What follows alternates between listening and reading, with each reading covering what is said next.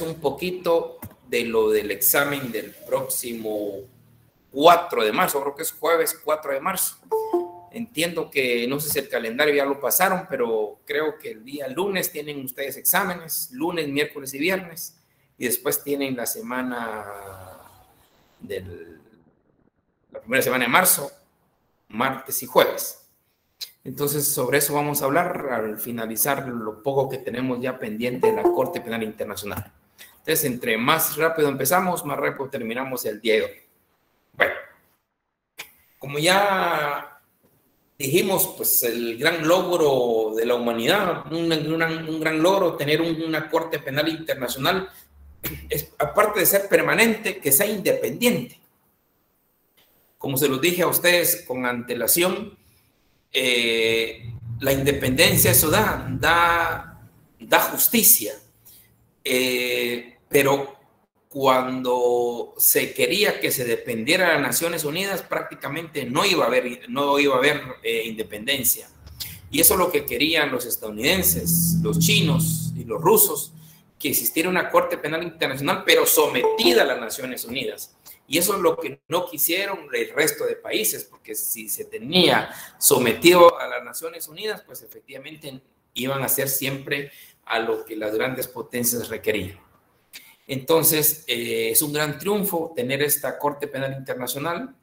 Y dentro de los delitos que conoce la Corte Penal Internacional, como se los dije la vez pasada, está genocidio, lesa humanidad, crímenes de guerra y el delito de agresión.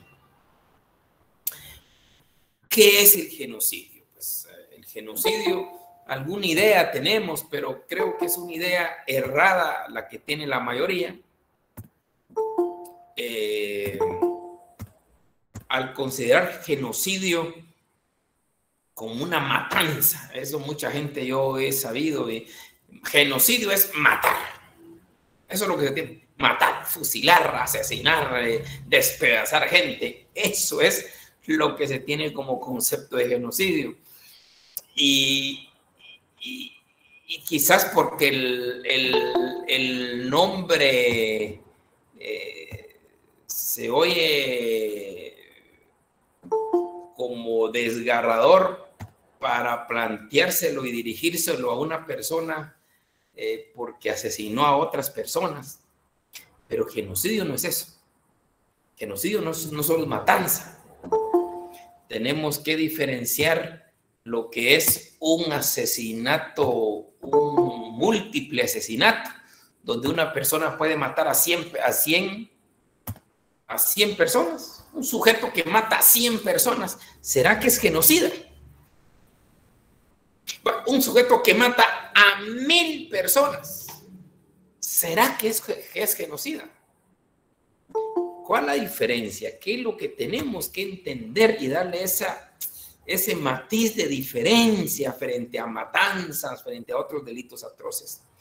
Pues es necesario recordar que el delito de genocidio se estipuló porque viene desde la Convención Internacional contra el Genocidio en el año de 1948. Fue el 9 de diciembre del 48, coincidentemente un día antes de la Declaración Universal de los Derechos Humanos. Porque las potencias vencedoras, después de cuando terminó la Segunda Guerra Mundial, pues se dieron cuenta de las atrocidades que habían cometido los nazis, especialmente contra los judíos. Imágenes desgarradoras, imágenes inigualables e inaguantables. Ahí fue donde empezó a surgir la idea de que esto tiene que tener otra denominación. Lo que se hizo tenía que tener otra definición. Entonces, ¿qué es el tema de genocidio?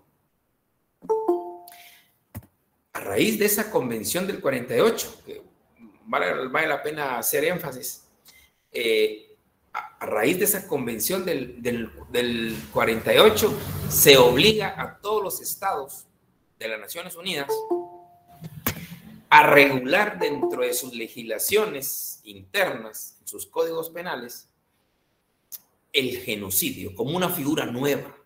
Y efectivamente a través de eso, pues todos los estados empezaron a a crear el tipo penal del genocidio. También aparece ahí que el delito es imprescriptible. Aparece, aparte de la definición, la posibilidad de ser juzgado por un tribunal penal internacional. Entonces, ¿el genocidio qué es?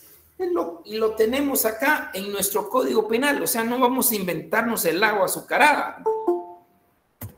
Principio de legalidad, aquí está en su Código Penal. El 376 nos habla del genocidio. ¿Qué es el genocidio? La particularidad que tiene el genocidio es que tiene un elemento subjetivo especial distinto al dolo.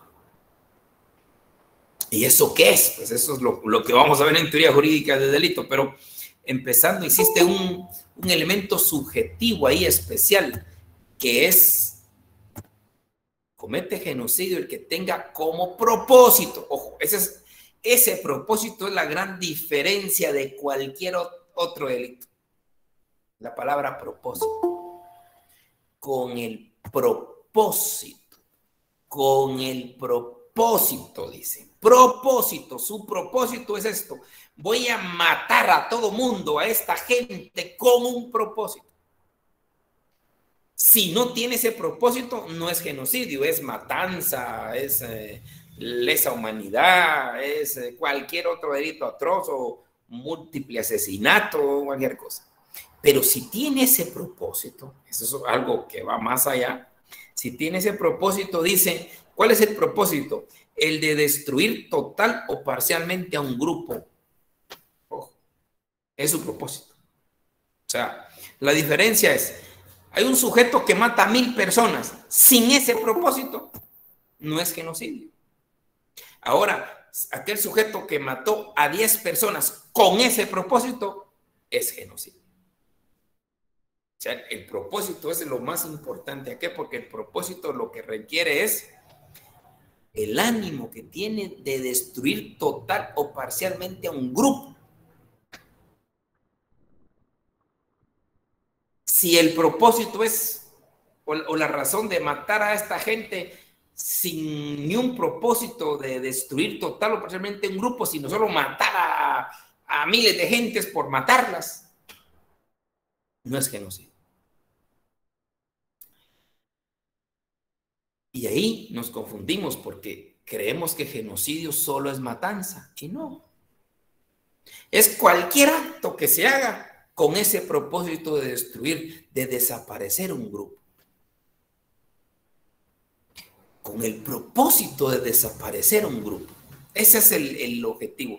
Y cualquier acto puede hacer siempre y cuando se establezca ese propósito. Por ejemplo, sin matar gente, puede haber genocidio, sí, y mucho más. Sin matar gente, sin matar gente.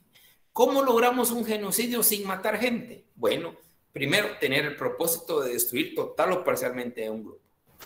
Entonces, esterilicemos a los de ese grupo. Esterilicémoslo. ¿Con qué finalidad? Para que ya no se vuelvan a reproducir jamás. Ah, muy bien. Ese es genocidio. Porque usted, su propósito es destruirlos, desaparecerlos del faz de la tierra. Y sin matarlos, los esteriliza y ya no pueden tener hijos. Dentro de 60 años ya no va a haber ese grupo.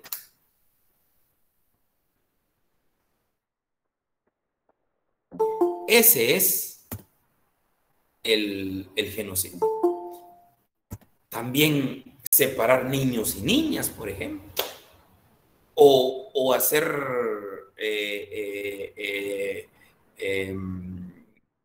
violaciones para que se embaracen mujeres de un grupo para ya mezclarlos con otro grupo.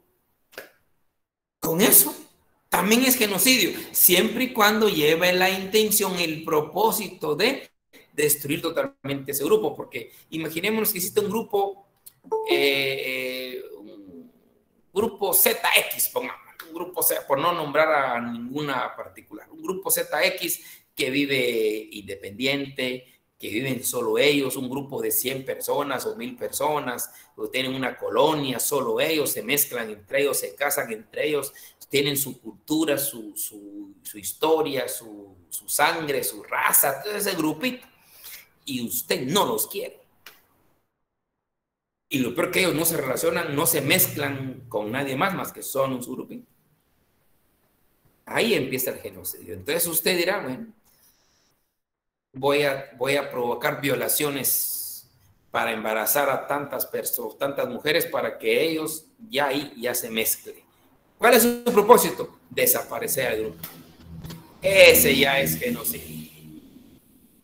O sea, genocidio no es solo la matanza en sí. Puede ser la separación de niños, que se los lleven a otros lugares para que ya no florezca más ese grupo. Eso es genocidio. El genocidio, la particularidad es la intención más allá de querer desaparecer un grupo.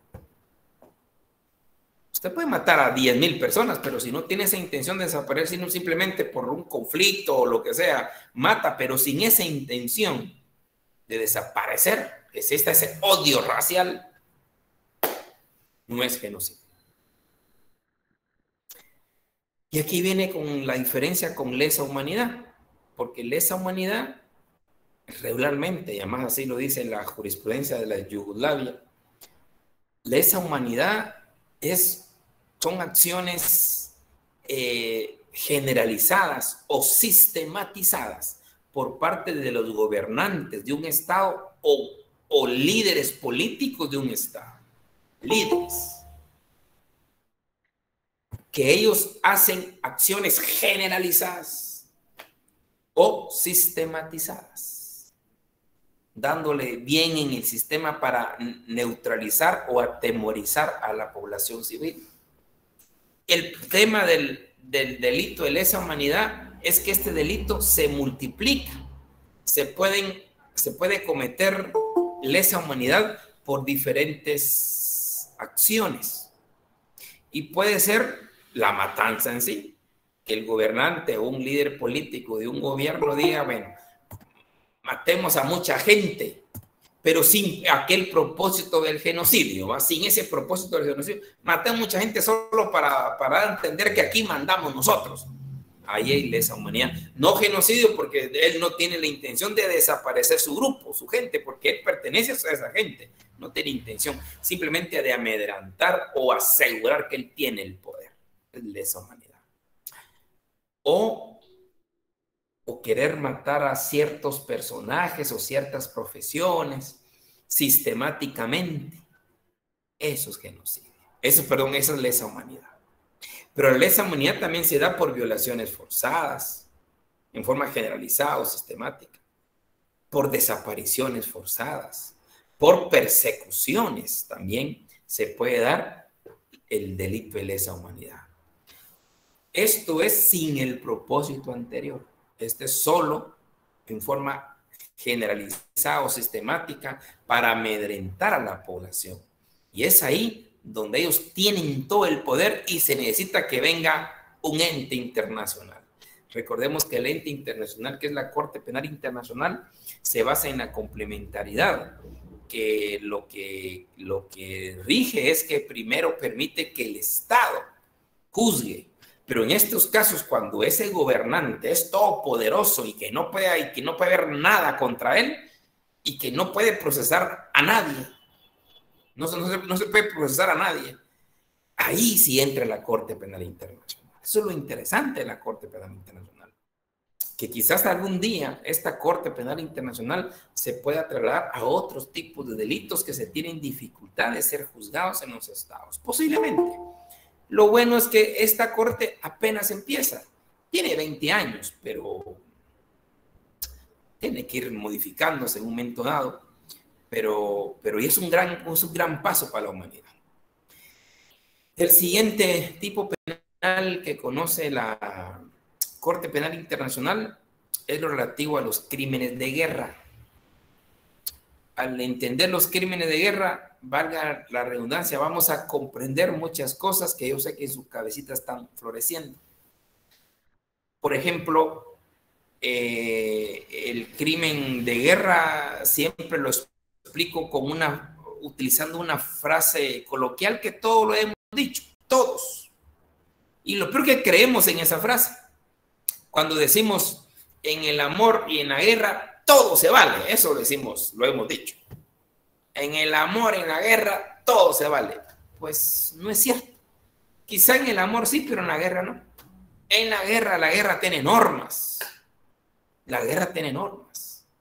No creamos que un conflicto armado interno o internacional, ahí se van a hacer uso de cualquier situación para ganar. No, hay normas, hay leyes de guerra. Y al tener esas leyes y normas de guerra se deben de respetar, porque al que no las respete se convierte en un criminal de guerra. Pero son crímenes de guerra. Quien no respete las normas de la guerra se convierte en un criminal de guerra. Ahí están los crímenes de guerra. ¿Qué leyes existen? Pues las leyes de la guerra, ustedes saben que el ser humano siempre ha vivido en conflictos internos o internacionales, y entonces se ha regulado la guerra desde 1800, se viene en 1890, se viene regulando 1907, 1910, 12, siempre ha ido regulándose la guerra, siempre. El evitar usar armas que destrozan al ser humano, que destrozan los pies del ser humano, que destrozan los órganos internos del ser humano. Eso son unas cosas que se han evitado el uso de esas armas. Entonces hay normas. Los convenios de Ginebra, que son los más famosos del año de 1949, ahí sintetiza varias normas. Los convenios de Ginebra pues son normas mundiales, son convenios ratificados por todos los estados. Y ahí señala las normas de guerra, que se prohíbe, por ejemplo, el castigo o los malos tratos a los prisioneros de guerra. ¿Ya? Un prisionero de guerra tiene que tener todos sus derechos y garantías. El que viole esos derechos y garantías de los prisioneros de guerra se convierte en criminal de guerra. El que ataca a población civil no combatiente, se convierte en un criminal de guerra. Aquí hago un paréntesis. Las películas son interesantes. Yo ya les he mencionado dos, no les voy a mencionar una tercera en relación a este tema. Y para que se den cuenta, es ilustrador. Está un grupo de soldados norteamericanos custodiando su embajada cuando no sé en qué parte del mundo, cuando es atacada su embajada y la población civil repleta, pero ellos reciben ataques de estas personas. Entonces ellos repelen el ataque y se enfrentan con esta gente. A raíz de esto son llevados a los tribunales de guerra, a los tribunales militares estadounidenses y son juzgados. O sea, para que se den cuenta que hay guerra, hay reglas. No se puede irrespetar los derechos de los prisioneros de guerra. No nos creamos en aquellas películas que vemos de Rambo y que no, hay que respetar los prisioneros de guerra. Cuando se violentan esas normas, entonces se cae en el delito de criminal de guerra. El ataque a escuelas. El quien ataca a escuela se convierte en criminal de guerra. El quien ataca a hospitales, el quien ataca o destruye monumentos históricos se convierte en criminales de guerra. El quien no rescate a los náufragos, aunque sean y son del bando contrario, si su barco destruyó al otro barco de otro país combatiente y mira náufragos, tiene la obligación de rescatarlos, de salvarlos y ponerlos como prisioneros de guerra. Y el que no lo hace se convierte en un criminal de guerra. Esos son los crímenes de guerra. O sea, en una guerra hay normas. Y suena paradójico lo que voy a decir, pero es cierto. Suena paradójico y lo siento. Que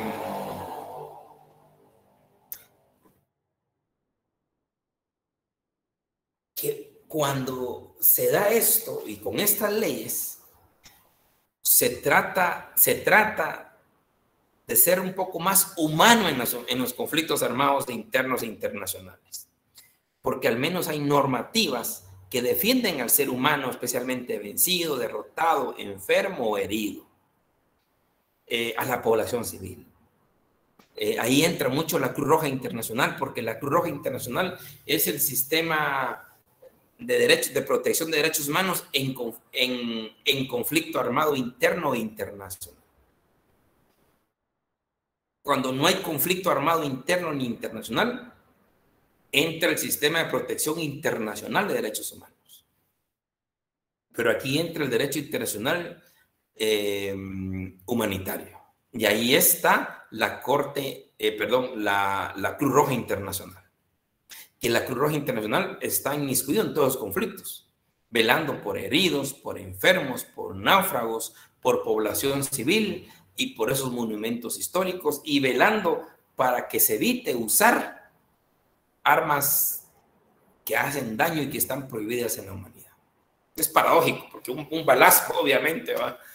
Pero la idea es paradójico, pero tratar de ser más humano, y yo creo que en un momento dado se ha logrado, porque ya no existe aquella frase que se oye también coloquialmente donde dice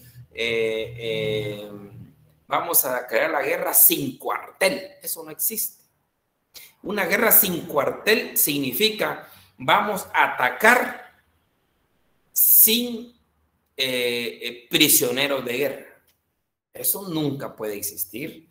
Prisioneros de guerra siempre van a existir, porque cuando hay enfrentamientos de una otra naturaleza, cae herido o simplemente se rinde, y estas personas tienen que ser llevadas a ser prisioneros de guerra. Entonces, hay un ejemplo, hace como unos 10 años, más o menos, recuerdo, salieron en las noticias cuando empezaba lo de Guantánamo, después de la invasión de Estados Unidos a Irak.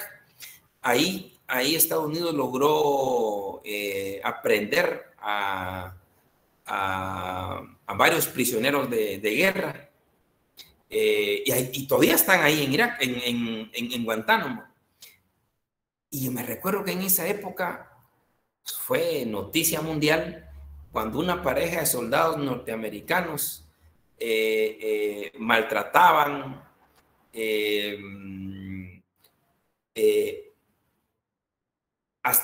les tiraban cosas, pestilencias a los pobres prisioneros, incluyendo los hacían tener relaciones sexuales públicas, o sea, una cosa horrible. Fueron descubiertos por cámaras, y a raíz de eso fueron capturados y procesados en Estados Unidos por crímenes de guerra. O sea, es de respetar las normas de la guerra. Eso es crímenes de guerra. El que no respeta las normas de la guerra, pues efectivamente será criminal de guerra. El que mata a población civil o ataca a población civil en conflictos armados, pues es crímenes de guerra.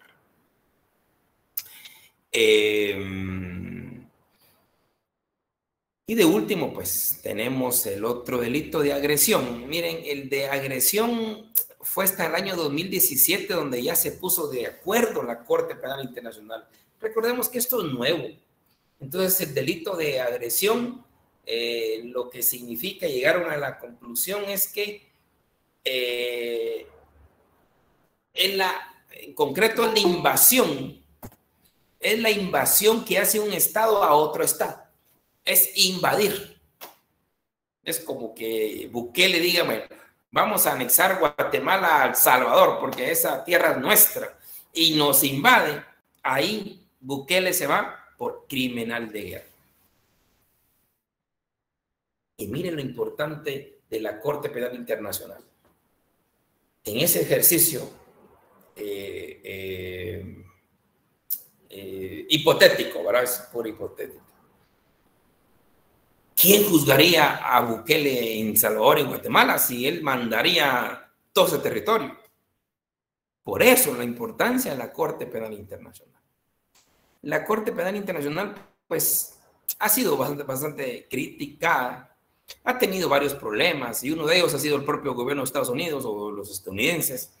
Como se los dije la vez pasada, los estadounidenses fueron los pioneros, los que estaban instando a que existiera una Corte Penal Internacional.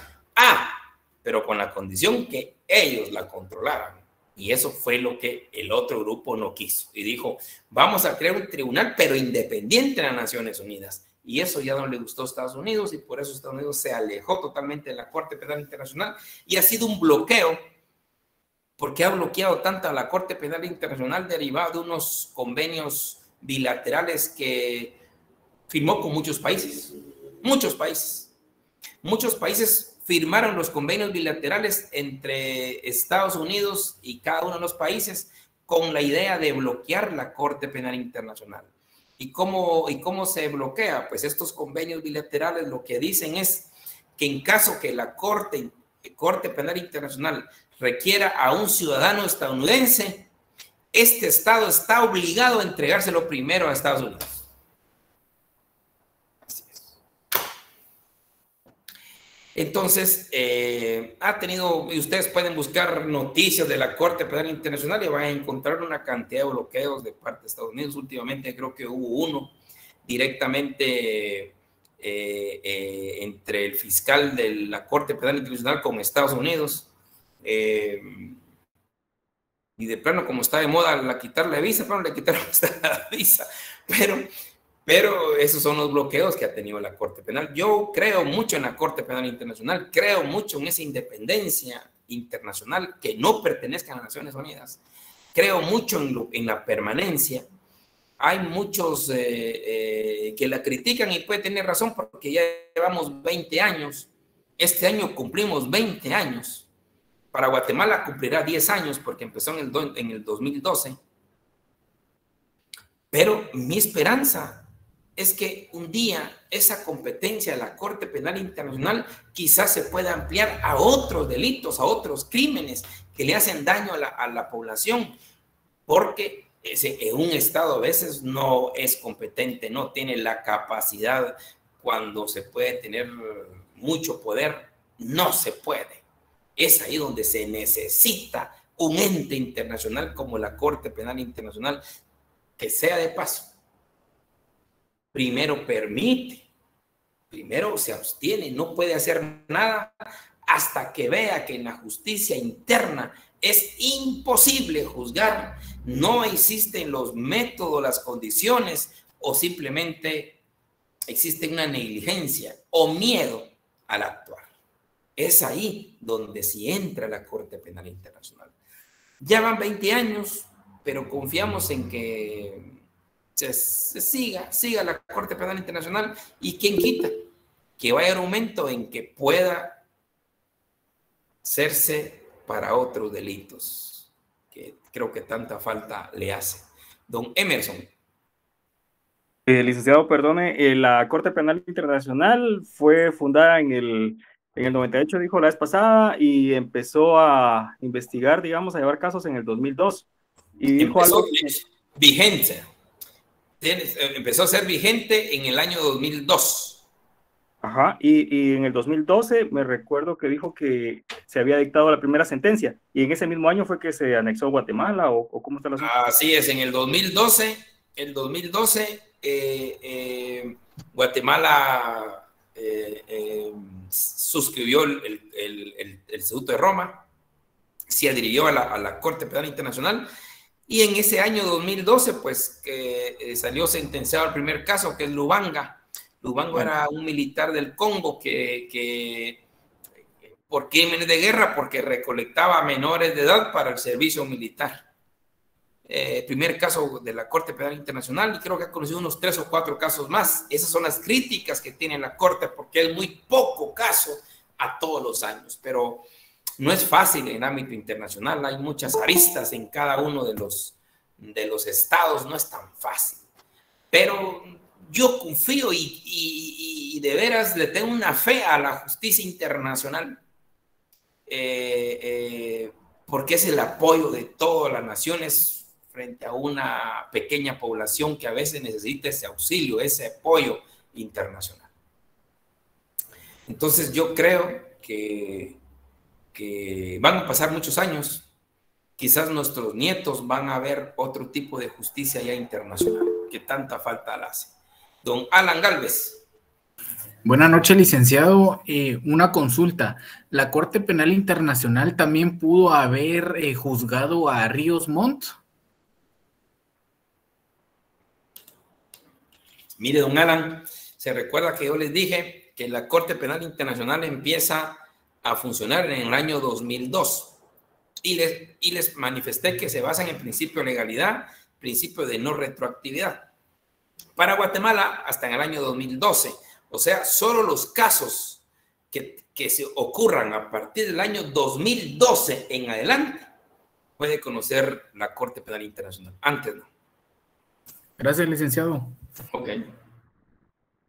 Bien, compañeros, otro comentario, por favor.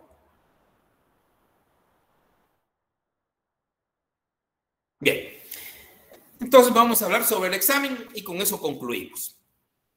Bueno, el examen, compañeritos, como les dije, está programado para el jueves 4 de marzo. Va a entrar hasta lo que miramos el día de hoy, hasta lo que es la Corte Penal Internacional. Hasta ahí termina el primer parcial. Y también quería decirles que se lean los primeros 30 artículos de la Constitución y el libro de César Beccaria. César Beccaria, los 30 artículos de la Constitución, primeros 30 artículos de la Constitución y hasta lo que vimos el día de hoy entra el primer parcial. Por favor. El examen va a ser el jueves 4 de marzo. Creo que ya les dieron a cada uno de ustedes, porque nosotros ya reportamos la contraseña o la clave que hay que poner, es en Classroom. Se conectan en Classroom y ahí ya empieza el examen, que creo que es a la hora que se le... hasta la hora que creo que les dicen en el calendario de exámenes, es la hora que empezamos.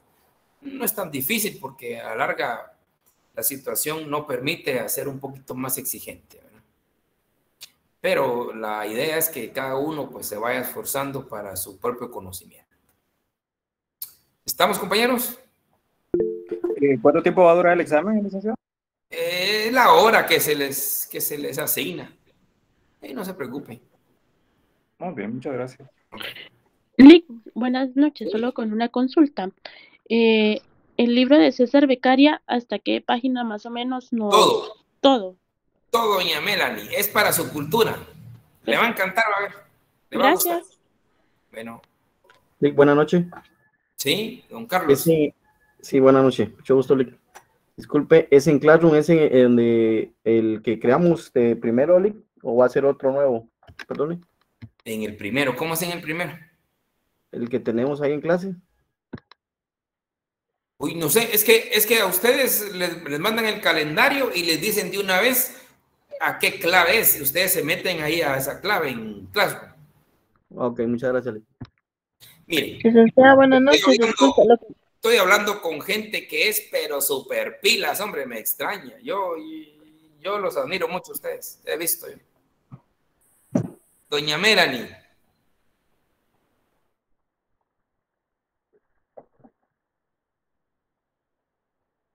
Muy bien, entonces yo creo que ya su calendario, me imagino que ya está subido en la plataforma de la facultad y ahí encuentran todo eso, el horario, el Classroom y la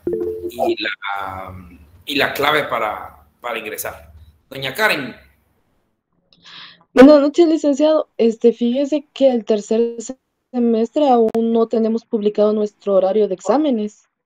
Por eso, se los van a publicar hoy o mañana, seguro, pero lo estoy avisando que ustedes van a tener clases, el examen el día lunes de Derecho Constitucional.